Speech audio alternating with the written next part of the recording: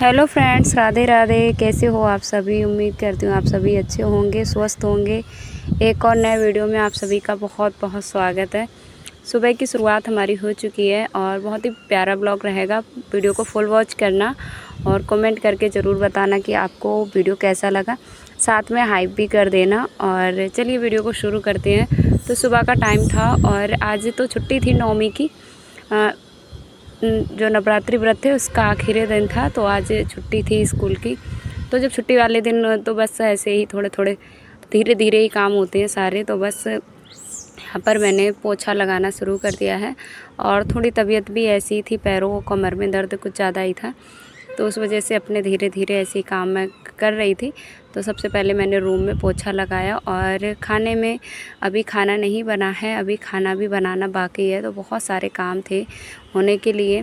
तो आज के वीडियो में मैं आपको बताऊंगी मैंने कितने समय मुझे लगा था सिलाई सीखने में। और एक कमेंट भी आया था कि दीदी आपने कितने समय में सिलाई सीख ली थी। तो देखिए, ऐसा मैंने कोई प्रॉपर कोर्स तो किया नहीं था कि मैंने प्रॉपर पूरा कोर्स लगा जिसमें टाइमिंग मुझे याद रहे कि इतने टाइम में मैंने सिलाई सीख ली थी। ऐसे हम ऑफलाइन सिलाई सीखते ना, तो हमारा ये फिक्स रहता है कि हम 2 महीने गए, 3 महीने गए, 4 महीने गए या 15 दिन गए, तो उतने टाइम में हमने सिलाई सीख ली थी। और मैंने जो सिलाई सीखी थी वो यूट्यूब से सीखी थी, तो उस वजह से ना मेरा प्रॉपर पक्का पता ही नहीं है कि कितने टाइम में मैंने सिलाई सीख ली थी। और किसी चीज़ को भी सीखने के लिए कोई उम्र या कोई टाइम निर्धारित होता ही नहीं है। हमें जब भी लगता है कि कहीं से हम सीख सकते हैं तो हम सीख सकते हैं वहाँ से। तो इसी तरीके से जैसे मेरे पास कपड़े आने लगे कि जिस तरीके की कस्टमर डिमांड कर रखता कि आपको सूट बनाना है, तो मैं सूट को ही सीखती। जब ट्राउज़र वगैरह जैसे कस्टमर डिमांड रखता था, उसी तरीके से मैंने कपड़े बनाने सीखे थे। और जो मुझे ट्राउज़र बनाना था वो तो नहीं आता था, तो वो भी मैंने कस्टमर की डिमांड से ही बनाना सीखा धीरे धीरे। और बेल्ट वाला ब्लाउज़ हो गया, वो भी कस्टमर की डिमांड पे। और जो डिज़ाइन वाले सूट या ब्लाउज़ रहते थे ना, स्लीव्स डिज़ाइन, नेक डिज़ाइन, फ्रंट डिज़ाइन, जो बहुत सारे डिज़ाइनर कपड़े बनाने, वो भी मैंने धीरे धीरे जैसे कस्टमर ना मुझे पिक दिखाते थे या वीडियो वगैरह दिखाते थे, तो उसी की तरह मैं अपना धीरे धीरे सीखती थी। तो ऐसे मैंने सीखा था। और कोई फ़िक्स टाइम तो होता ही नहीं है, जब ऑफ़लाइन सीखते हैं तो उसका तो होता है। और एक सिस्टर थी, उन्होंने कमेंट किया था कि आप बताना आपको कितना टाइम लगा था। तो मेरा अभी भी कोई टाइम निर्धारित नहीं है। और बहुत सारे कपड़े ऐसे हैं जो कस्टमर ने नहीं डिमांड की है, तो वो मैंने नहीं भी सीखे हैं। कस्टमर जिस तरीके की डिमांड करते रहते हैं, तो गांव का एरिया है, तो उस तरीके से ज़्यादा डिज़ाइनर कपड़े भी नहीं पहनना पसंद करते हैं लोग, बस सिंपल, क्योंकि डिज़ाइन वाले कपड़े के चार्ज ज़्यादा जाता है और यहाँ का चार्ज वैसे ही कम रहता है, तो उस वजह से भी डिज़ाइन वाले कपड़े कम ही आते हैं बनने के लिए। और लोकल में आप जानते ही हो कि गांव में पैसों की लेकर कितनी ज़्यादा कस्टमर आनाकानी करते हैं, तो उस वजह से वैसे कस्टमर बोलते हैं कि इस तरीके के कपड़े आप बना के रेडी कर देना, तो वैसे मैं कर देती हूँ फ़ोन से ही। और यूट्यूब पर देखिए, यूट्यूब तो एक ऐसा गुरु है, अगर हमको नहीं भी आता है कुछ भी, आपको कोई भी बेसिक जानकारी या किसी भी तरह की जानकारी नहीं है, तो आप यूट्यूब से देख सकते हो। तो फिर देखिए, खाना बनाने की तैयारी हो रही है। यहाँ पर बना रही हूँ राजमा और साथ ही में बन रहा है पुलाव, दोनों चीज़ें बन रही हैं। तो आज काफ़ी समय बाद राजमा और चावल बना है। दोपहर में यही था, आज तो नवमी थी, उस वजह से बेटियों की बहुत सारी जगह पे ना उनका न्योता था कन्या पूजन में, तो उस वजह से बहुत देर हो गई थी खाना बनाने में, बच्चों के साथ जाना आना उस चक्कर में। तो यहाँ पर फिर अपना जो है वो खाना बना लेते हैं। फिर तो अगर आप ऑफलाइन या ऑनलाइन सिलाई में सीखना चाहते हैं, तो आपके ऊपर है कि आप अपने काम को कितना टाइम दे पा रहे हो। आप अपने काम को जितना ज़्यादा टाइम दोगे, जैसे आप 1 घंटा सीखोगे ना, तो एक ही चीज़ सीख पाओगे। जितना आप उसी को आप ज़्यादा 2 घंटे टाइम देते हो, तो उसमें सीखने में आपको वो कम समय जो दिन है वो कम लगेंगे। जो तो दिनचर्या इस तरीके की बनाइए जिससे आपको ना ज़्यादा से ज़्यादा समय निकाल पाएँ सिलाई सीखने के लिए, या कोई भी हुनर हो गया, आप जो भी करना चाहते हैं उसे सीखने के लिए। तो जब मैंने शुरू में सिलाई सीख रही थी, तो मैं पूरा पूरा दिन लगी रहती थी। मोबाइल तो नहीं था, मैंने काफ़ी वीडियो में बताया था, उस टाइम पर मोबाइल नहीं था जब मैंने सिलाई सीख रही थी यूट्यूब से। तो फिर मैं दिन में मतलब रात को बहुत प्रॉपर अच्छे तरीके से देख लिया करती थी और डायरी में नोट कर लिया करती थी कि किस तरीके से कौन से कपड़े की कटिंग होनी है। तो फिर दिन में जब बच्चे लोग सो जाया करते ना, तो मैं बैठ जाती थी अपनी कटिंग करने, स्टिचिंग करने। फिर मैं बार बार उसे देखती, उधेड़ती, मतलब जब तक मुझे लगता था कि ये परफेक्ट नहीं बन जा रहा है और मुझे बनाना नहीं आ जा रहा है, मैं अपने काम को करती रहती थी। चाहे मुझे एक जब मैं ना मन में एक टारगेट बना लेती थी कि मुझे ये सीखना है, और जब तक मैं वो वाला डिज़ाइन या ब्लाउज़ या ड्रेस बनाना नहीं सीख जाती थी, तब तक मैं वही वाला कपड़ा तैयार करती रहती थी, उसी पर काम करती रहती थी। तो सबसे पहले जो किसी काम को जल्दी सीखने में सबसे ज़्यादा जो ज़रूरी रहता है फ़ोकस करना। हम उस काम में जितना ज़्यादा फ़ोकस करते हैं ना, उतना ही हम सीख सकते हैं। तो हमारा ब्लाउज़ यहाँ पर पूरा रेडी होने ही वाला था, बस मैं यहाँ पे कर रही थी, मतलब जो लटकन वगैरह लगाने थे उनको मैं लगा रही थी। तो दूसरा देखिए, दिनचर्या किसी काम को करने के लिए और किसी हुनर को सीखने के लिए सबसे ज़्यादा जो महत्वपूर्ण रहता है वो हमारी दिनचर्या रहती है। अगर आपकी दिनचर्या अच्छी है, बेहतर बना रखी है आपने, जिसमें आप प्रॉपर टाइम निकाल पा रहे हो अपने लिए, प्रॉपर आपके सारे काम टाइम से हो रहे हैं, तो दिनचर्या आपकी ऐसी बनाना भी बहुत ज़्यादा ज़रूरी है अगर आप कुछ करना चाहते हो। तबीयत ख़राब होने की वजह से फिर भी मुझे बैठना पड़ा, और मेरे ना कमर में और पैरों में दर्द पता नहीं क्यों इतना ज़्यादा हो रहा था, जो असहनीय था। फिर भी मेरा लेटे हुए भी ना मन नहीं कर रहा था, लेटे मैं थक गई थी। वो छुट्टी वाला दिन था, वैसे मैं स्कूल जाती हूँ तो 1 बजे तक मुझे आना हो जाता है, फिर मेरा उधर को ज़्यादा टाइम नहीं बचता है, तो मेरा दिन निकल जाता है। लेकिन आज छुट्टी थी, तो मैं पागल हो गई थी, बिल्कुल ना ऐसा पागलपन चल रहा था कि क्या करूँ, कैसे टाइम कटे। इतना बड़ा दिन लग रहा था ना, बहुत बड़ा। जब हम कुछ करते हैं ना, तो हमको आदत सी हो जाती है, जब हम किसी काम को करते हैं हमारी दिनचर्या में आ जाता है। और जैसे मैं डेली जाती हूँ, 7 घंटे मेरा स्कूल में टाइम निकल जाता है, तो मुझे इतना बड़ा दिन नहीं लगता है, और मुझे एक अंदर से खुशी भी होती है कि हाँ, मैंने एक अपना काम है वो पूरा भी कर लिया, पैसे कमा भी लिए, और मैंने अपने टाइम का सही प्रयोग भी कर लिया। तो इस तरीके से आप भी अपने टाइम का सही उपयोग करिए। उस अपने खाली टाइम में मोबाइल चलाने और सोने से बेहतर है कि आप कुछ ना कुछ सीखने की कोशिश करिए। 1 घंटे का टाइम अपने आप को दीजिए, अपने काम पर फोकस करिए। तो सिलाई का हुनर ऐसा रहा है मेरी लाइफ में, जिससे मैंने पैसे कमाना और बचाना दोनों सीखा है। क्योंकि सिलाई से आप कितना भी कर लो, ये बात तो रियल है और रियलिटी भी रहेगी।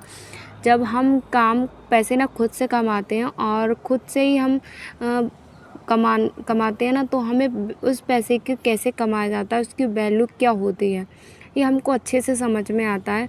और वहीं अगर हम जैसे शादी से पहले मम्मी पापा और भाई की कमाई पे हम रहते हैं ना, तो हमें पैसों की इतनी वैल्यू नहीं होती। शादी के बाद अगर हस्बैंड की कमाई पे हम रहते हैं, तब भी हमें इतनी वैल्यू नहीं होती। हमें इतना ज़्यादा एहसास नहीं होता है कि हमने पैसे कैसे कमाए जाते हैं और कैसे कमा कर दिए हैं इन लोगों ने।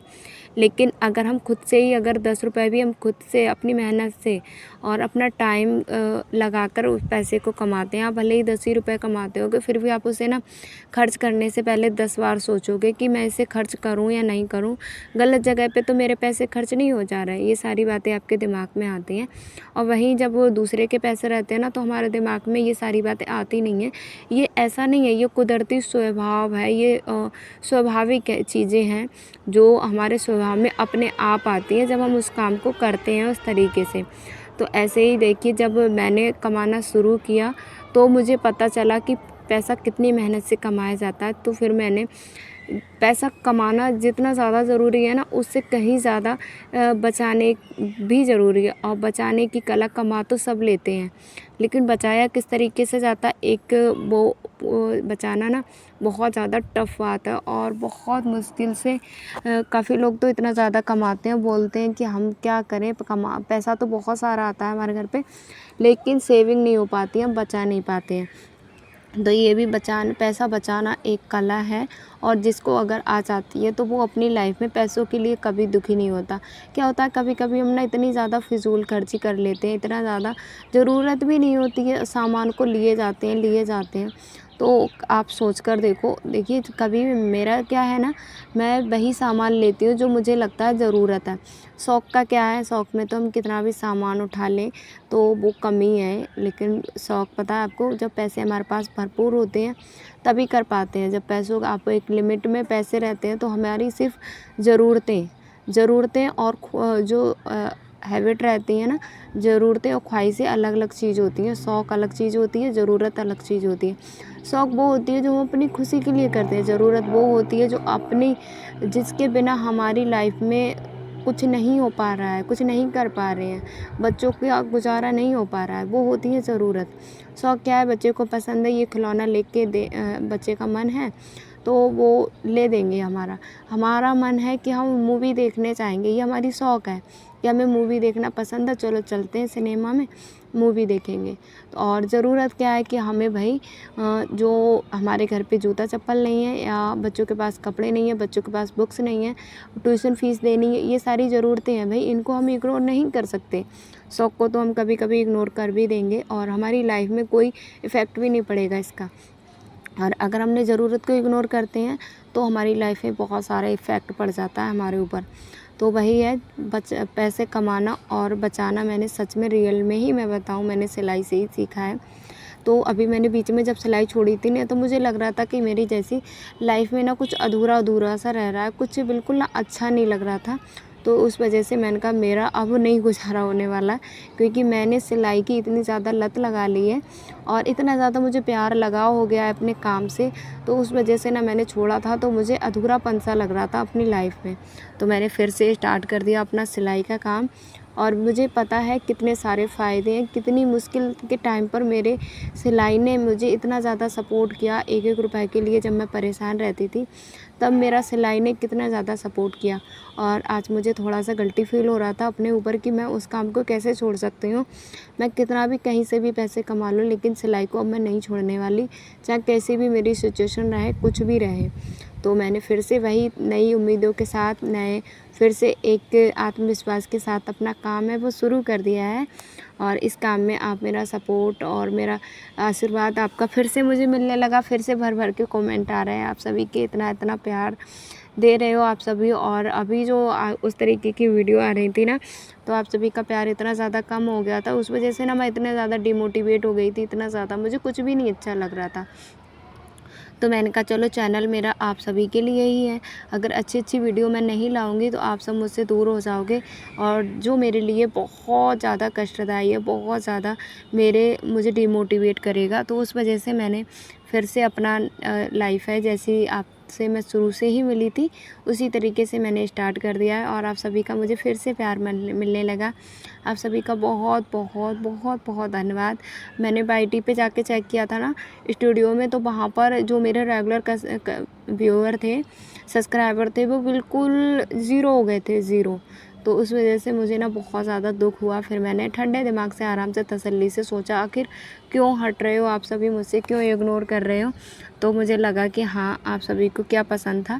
तो यहाँ पर देखिए, सेविंग करना जैसे हम करते हैं सेविंग ना, तो धीरे धीरे बच्चे भी हमारा देख के ही सीखते हैं। ऐसा नहीं है कि वो आपकी बातों से सीखेंगे। जैसे मैं अपने सेविंग में सिलाई के पैसे हैं वो उससे डालती हूँ। आज बच्चों की जो नवमी पूजन थी ना, तो उस वजह से इनका काफ़ी जगह न्योता था, तो इनको जो पैसे मिले थे, तो मैंने कहा, तो बच्चों ने कहा मम्मी हम कुछ नहीं खाएंगे इनका, और इनके पैसे हम डाल देते हैं गुल्लक में। तो इनके पैसे मैंने फिर गुल्लक में ही डलवा दिए।